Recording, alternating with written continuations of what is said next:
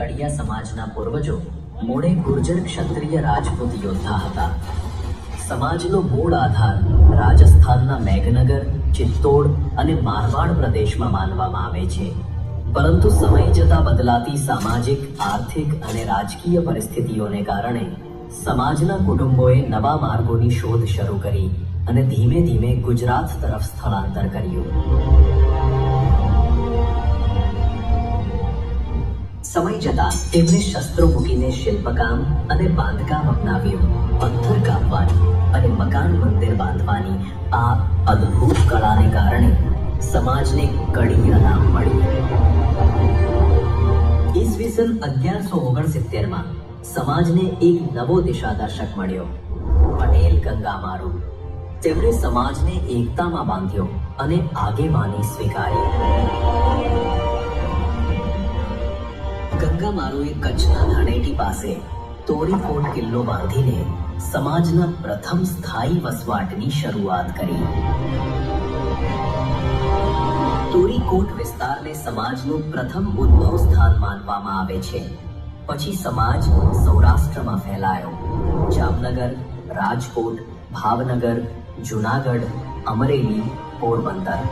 સમાજના વડવાઓએ પરિશ્રમ, એકતા અને સંગઠનના બળ પર જામનગર જિલ્લાના હાલાર પ્રદેશમાં 36 ગામોની સ્થાપના કરી.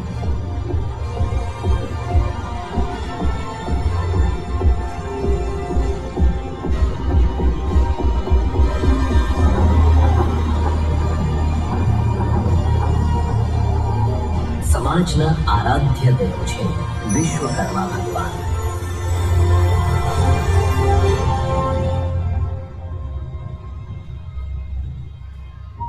સમાજના પૂર્વજોએ પોતાના જીવનનો મુખ્ય આધાર ખેતી પર રાખ્યો હતો.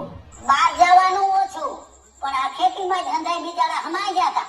આ ઢેગડા ખૂબ હતા, રાત દીના ઢેગડા હતા. કેવી રાત છે, કેવો દી છે, કેવો છે તડકા છે, કેવી ટાઈટ છે, એ કાંઈ ખબર નહોતી. કામ કરવાની ખબર નથી.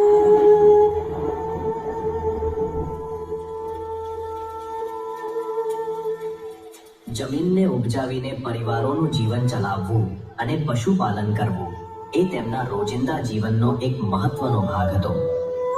આખો દી ધંધો કરે ને તે આવ્યા હોય ને, તે મેઘવાર આવ્યા હોય ને તેને ફૂંડલો કહણા દઈ દે એટલે આ સુકવાઈ ગયું. તે એવી રીતે સુકવતા. જાર બાજરા ખાતા. તે 2 રૂપિયાની જાર ને 5 રૂપિયાની બાજરો ઈ ખાતા. પહેલાના જમાનામાં ગામડાનું જીવન ખૂબ સાદું, મહેનતું, નૈતિક મૂલ્યો પર આધારિત અને શાંતિપૂર્ણ હતું. માટીના ઘર, છાપરા, સાંજ પડે ત્યારે દેવડાઓની નરમ ઝગમગાટ. ખેતી એ જીવનનો મુખ્ય આધાર હતો, પરંતુ એ કામ ખૂબ કઠિન હતું. આગળ ખેતીને તો વાત જ મૂકી દો. હળ ને ગાડા ને બળિયા છે, ગાડા હતા. જવના ગાડા ભરે ભરે લઈ જતા. હાથી હલાવતા, કોણ હાંકતા, 2 કોણ હાલતા હોય. પાણી જાતું હોય ત્યાં મશીન જેટલું 2 કોણનું પાણી જાતું હોય તોય ઘઉં ખાઈ એટલા કરી જ્યાં તો પછી ઉપર પાણી ન ચડતા. અને અત્યારે તો ભૂંગળા મેલીને પાણી બધે મોભારે ચડાવી દે છે. મહેનત કરી કરી થાકી ગયા. એ બંધિયાના હાકી ખીંગડા ધેરી ધેરી થાકી ગયા. બિચારા હાથી ભાઈ ફરી ફરી જણે થાકી જતા. એ કરીએ કામ ઓછા હતા. બહુ ઢેડાના દિન હતા બાપુ. ઢેડા કરતા. ખેડૂત વહેલી સવારે ઉઠીને ખેતરમાં જતા, બળદ સાથે હળ ચલાવતા, પરિવાર સાથે વાવણી કરતા. ઉનાળાની ગરમી હોય કે શિયાળાની ઠંડી, આરામ માટે સમય નહોતો. એક દાણો ઉગાડવા માટે પસીનો વહાવતો અને ઘરમાં પરિવારનો ભરણ પોષણ એ જ પાક પર નિર્ભર હતો. કઈથી તલતલ પાલી 5-5 કિલો દરી લોટ ખાધો છે. જે એક આનાનું નારિયેળ મળતો 100 રૂપિયામાં ફોડો છે કે 25 રૂપિયા એને વાપરવાના હોય છે. 75 રૂપિયામાં મકાન. બાજરાના કહણા ચીરીને મીઠી અને ખાંડી અને રોટલો કરીને ખાતા. તોય સારું છે, આપણે એમ કહીએ સારું છે. ભગવાન હદે ને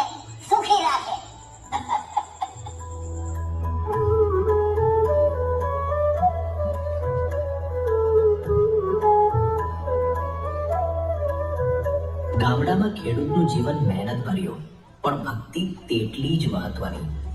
કુળદેવી અને સુરાપુરાની ભક્તિ ગામને એકતા અને સંસ્કૃતિથી જોડતી. પૂરા જ્યારે બલિદાન દીધું ગામ માટે એટલે આખું ગામ એને પૂજે છે. સુરાપુરા દાદા એટલે આપના કુટુંબમાંથી થયેલા એવા શૂરવીર પુરુષ જેઓએ કોઈ સ્વાર્થ વિના માત્ર ગાય અને સ્ત્રીના માન માટે પોતાના જીવનનું બલિદાન આપ્યું હતું. જ્યાં તેમનું મસ્તક ઉતારવામાં આવ્યું અને જ્યાં મસ્તક વિનાનું ધડ પડ્યું ત્યાં પથ્થર બેસાડી તેમની સ્મૃતિને જીવંત રાખવામાં આવી છે. જ્યાં લોકો આજે શ્રદ્ધાપૂર્વક સુરાપુરા દાદાને યાદ કરે છે.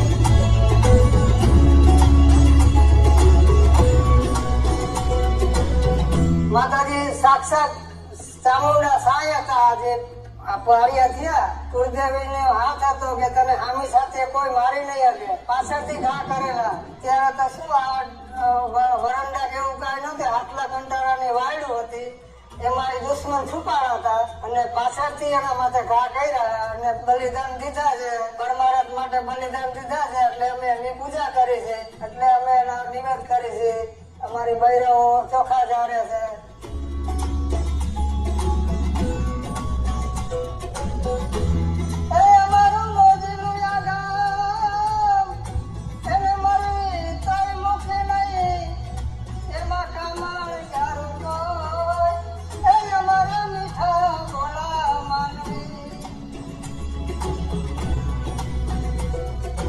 મનોરંજન માટે ગામડાનું જીવન પણ અનોખું હતું. શ્રાવણ માસના મેળા, ગામોગામ ડાયરા, રામા મંડળ, ઐતિહાસિક નાટકો અને ભજન સંતવાણીના કાર્યક્રમો જોવા માટે લોકો દૂર દૂર સુધી જતા.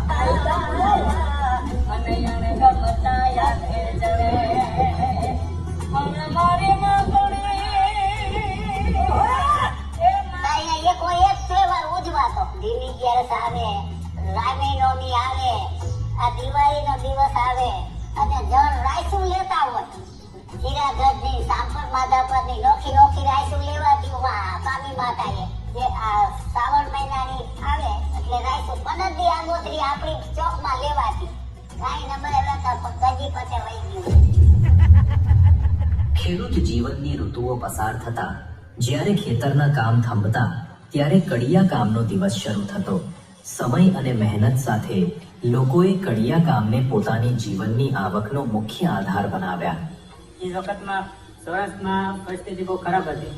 મૂળ કુટુંબ બધા ખેતી ઉપર જ નિર્ભર હતા અને ખેતીમાં કંઈ ખાતું નહીં. ત્યારે દુષ્કાળની બહુ 90ના દાયકામાં બધાને ખબર છે, 90ના દાયકામાં દુષ્કાળની પરિસ્થિતિ બહુ હતી. પછી કુટુંબમાં મોટો હોવાના કારણે મારે કંઈ ને કંઈ ધંધો કરવાની ફરજ પડી.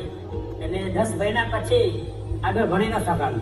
તો નવસારીમાં પહેલી વખત આવ્યો અને એ વખતમાં ત્યારે તો કોઈ ગાડી નહીં, કોઈ બીજા વાહન નહીં, બસમાં મેં કામ શીખવા જ્યાં ત્યાં જતો કોઈના એમ કરીને પછી હું કામ શીખો.